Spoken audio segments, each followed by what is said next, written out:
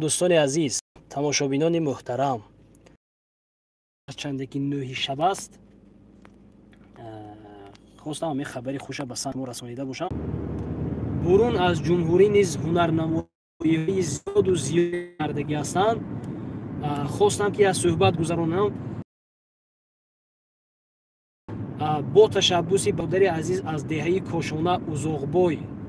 ما سفر میکنیم به کوههای دهه کوشانه با مصلحت‌های پیشکی، با فرمان سرنفر رو چنین نوشتم که صحبت آزاد با فرمان پهلوان، زیرا که خواستم که همان شخصایی که مخلص اشدی انا همین با پهلوان نامی وادی زرافشان هستید و میخواهید که یگان سوال برای همین برادر پیشنهاد کرده باشید، در زیر انا همین کامنتاری نویسید. من این حال از خوجند آمده ایستادم، از شهر خوجند. باز پگاه سفر داریم به کوههای دهه کوشانه، با سیر کوههای زادگاهی اجدادی و بابوگی انمی پهلوان نامی وادی زرافشان فرمان پهلوان.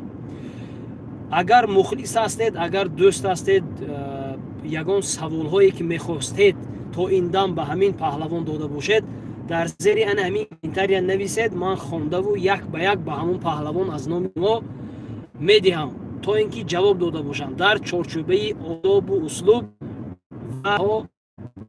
و سوال دهید.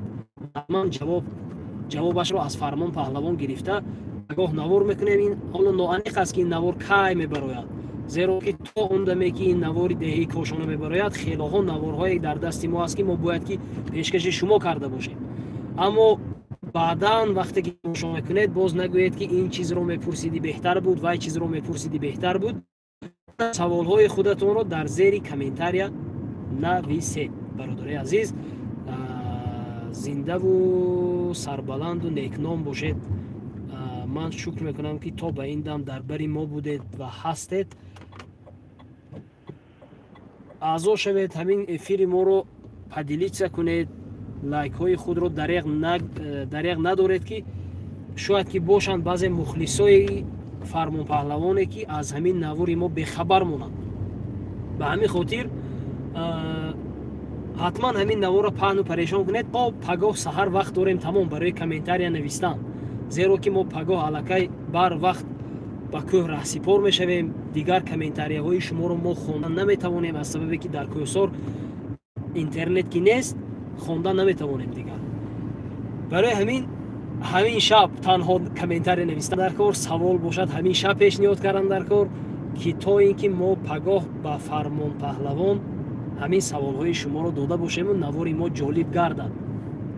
دیگر باقی نمیدونم با شما چی گویم. این نوشته جوتایی که عین حال نوشته ایستاده اید میتوانم تنها بعد از یک 5-10 دقیقه 5 دقیقه پس خونده باشم، زیرا که رفته میرسم به خونه. اما سوال هایی که به فرمان یکی از بهترین نوارها خواهد بود. به فکر خودی من هم خیلی است. از این اون طرف ما عزم کردگی هستیم که یک به یک اگر خواهش پیدا کردن، اگر ملال خاطرشون نشد، با هر یک پهلوان های وادی زرافشان صحبت ها گذرانیم در آینده. البته عین حال در پیش تابستان که هست بسیاریشون به خارجه ها سفر میکنن، این چیز برای ما دست نورس خواهد بود. اما در سیزن آینده در تیر ماه رویه حتما این کار رو، این اقدام رو ما خواهیم کرد. شاید که یک بهبودی باشد این چیز، شاید که یک نویگری هم باشد. برای همین انتظار میشویم هر یک پهلوانی که در وادی زرافشان سکونت میکند و میخواهد که با همونها ما صحبت گذرانیده باشیم، آهسته آهسته خواهش میکنید، در بری ما میستید، یاردم میکنید و رقم هایشون رو یافته میتید. حتما هم صحبت میشویم، روزیگیشون رو میگیریم، میریم هم صحبت شد، سوال های شما پیشنهاد خواهیم کرد آهسته آهسته. دیگر همین برادر عزیز، اگر از شهر خوجند تا به پنجکین، از پنجکین تا به شهر خوجند اگر یگان خدمت پیدا شد حتما زنگ زنید. اگر بود کردیم نکردیم حتما میتوانیم که یک راه و روش، یک راننده دیگری رو پیشکش کرده باشیم.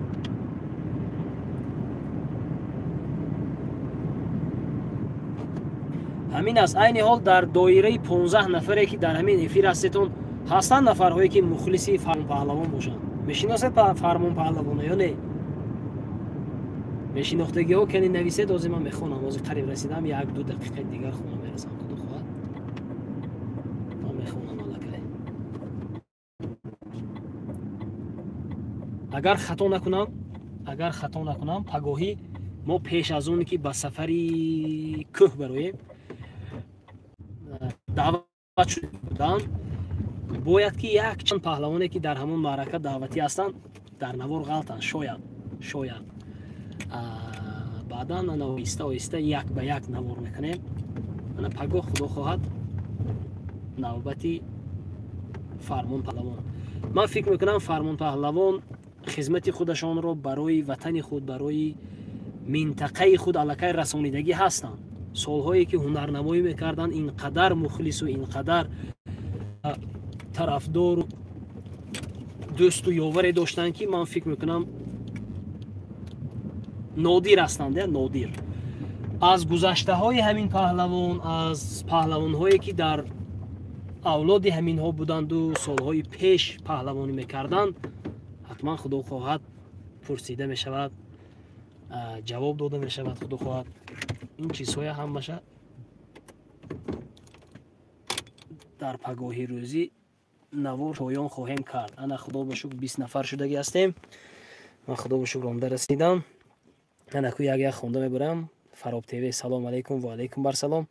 Хуррамшо Аминов ва алейкум барсалом. Иззатилло Хушвақтов салом ако, умед саломат бошед бародари азиз. Фаридун добрый вечер акем, зинда бошед бародари азиз қадрдон. аз номи азамат салом. кадом азамата дар назар дошта бошед? азамати Моғиён, Урметан, дашти Қозӣ, кадом азамат? Фаридун ҷон шумо назмист. худо ба шукр назм ҳастам бародар. шогирд мегирифта бошанд ми Фармон Паҳлавон. ман азамати Моғиён бошед бародар. фирӯз Назаров зафира гирифти ака? бале, зафира насиб кард, гирифтем, худо ба шукр. Иноятулло Олимзода салому алейкум акоҷон, зинда бошед бародари азиз. пурсам аки азаматшо коракотон зинда зарафшонӣ ту кардем нашуд. имсол акун шояд шавад. охи акун худо парсол дед ҳарчанд кардем нашуд брат. ишқидин Қодиров салому алейкум. Хушбахтов Моғиён зинда бошед. ишқидин Қодиров салому алейкум. Хушбахтов Моғиён зинда бошед. аки азаматшон, аки азамат зинда бошед. ҳам нашавед шумо. так Фирӯз Назаров ба гирифтишми охи ака зафира ба гирифтам. бале, Шоҳин Азизов Фармон Паҳлавон напурсед ки кошонаи кӯҳӣ назми ё ки марғедери даштӣ? дар комментария нависед. ин саволи интерес надодед неки комментария менависед. ина ман ҷавоб метиҳам. даёдам мебуроде хеба дар комментария ҳатман нависед. Баҳоралӣ Зулфон бошед саломат умедҷон. ман пурсед ки ту дигар кор надорӣ? дигар кор надорам. кори ман ҳамин кор аст. фаҳмидед? хушвақт Раҳимов салом алейкум. дако сабо алейкум ассалом. рустам саломат бошед, зинда бошед. хушвақт Раҳимов умедако Фармон Паҳлавон ба бузкашиҳои солҳои пештара ҳаст? як пурседако майлаш мепурсам худо хоҳад. хай бо ҳамин тансиҳатию хонободӣ насибатон бародари азиз. студия Хупар агар рақамом дар кор шавад + 992 92 774 82 74 аст. ватсап дорам. нависед, суҳбат мекунем. инҷа ҷои беодобӣ нест бародари азиз. панотон ба худо. тансиҳатию хонободӣ насиби якояки шумо бошад. муллоев Азам ва алейкум барсалом. хушбахт Раҳимов барори кор омеда. зинда бошед бародар.